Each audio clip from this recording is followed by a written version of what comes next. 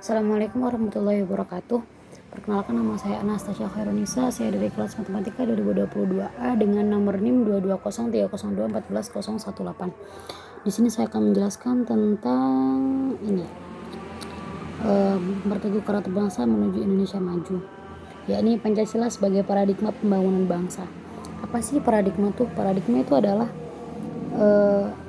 yang awalnya berkembang dalam dunia ilmu pengetahuan, terutama dalam kaitannya dengan filsafat ilmu pengetahuan. Secara terminologis, tokoh yang mengembangkan istilah tersebut dalam dunia ilmu pengetahuan adalah Thomas S. Kuhn. Menurut Kuhn, 1970, paradigma adalah suatu asumsi-asumsi dasar dan asumsi-asumsi teoritis yang umum sehingga merupakan suatu sumber hukum-hukum metode serta dalam penerapan ilmu pengetahuan. Kemudian Pancasila sebagai paradigma pembangunan adalah sistem nilai acuan, kerangka acuan berpikir, pola acuan berpikir, atau jelasnya sebagai sistem nilai yang dijadikan sebagai kerangka landasan, kerangka cara, dan selalu sebagai kerangka dalam menentukan arah atau tujuan bagi yang menyandangnya. Pancasila merupakan dasar negara bagi bangsa Indonesia. Pancasila sebagai dasar filsafat negara Indonesia sebagai pandangan hidup bangsa Indonesia nampaknya tidak diletakkan dalam kedudukan dan fungsi yang sebenarnya. Reformasi dalam Pancasila hakikatnya harus berdasarkan nilai-nilai Pancasila. Pancasila sebagai paradigma pembangunan politik. Sistem politik Indonesia yang sesuai Pancasila sebagai paradigma adalah sistem politik demokrasi, maka kekuasaan Indonesia adalah dari rakyat, oleh rakyat, dan untuk rakyat. Pancasila sebagai paradigma politik itu implementasinya itu seperti penerapan dan pelaksanaan keadilan sosial, menjadi demokratis, melaksanakan keadilan sosial dan penentuan prioritas kerakyatan menggunakan pendekatan kemanusiaan yang adil dan beradab dalam mencapai tujuan keadilan. Tidak nilai-nilai keadilan sosial, demokrasi, persatuan, dan kemanusiaan bersumber pada nilai ketuhanan yang Maha Esa.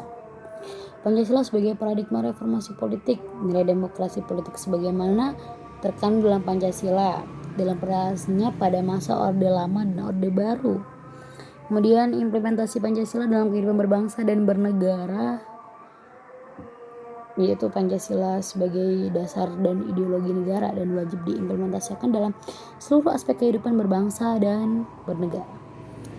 Kemudian dalam masa Orde Baru dan Orde Lama ya. Kemudian ada periode 1945 hingga 1950. Kemudian dilanjutkan ada periode 1950 hingga 1959. Kemudian 1956 hingga 1965. Kemudian masa Orde Baru. Nah, kemudian ada masa Orde Reformasi. Nah, selanjutnya Pancasila sebagai paradigma pembangunan ekonomi.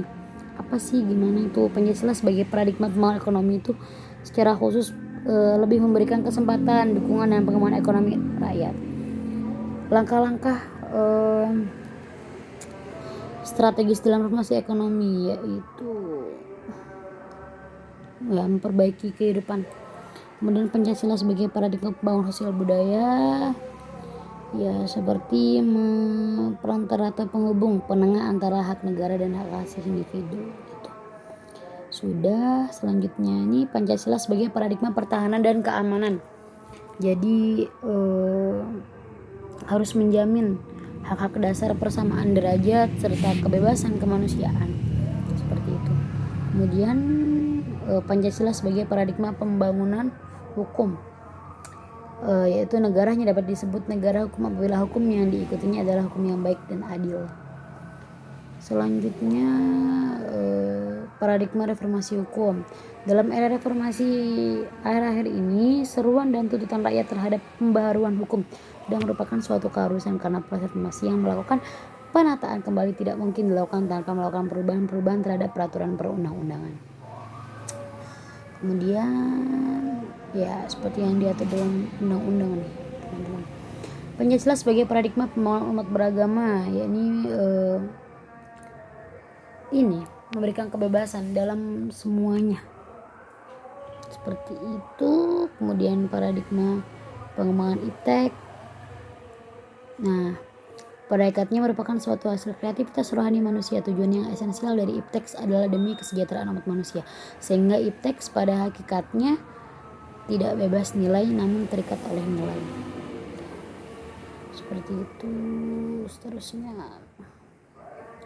Sudah, kurang lebihnya mohon maaf. Wassalamualaikum warahmatullahi wabarakatuh.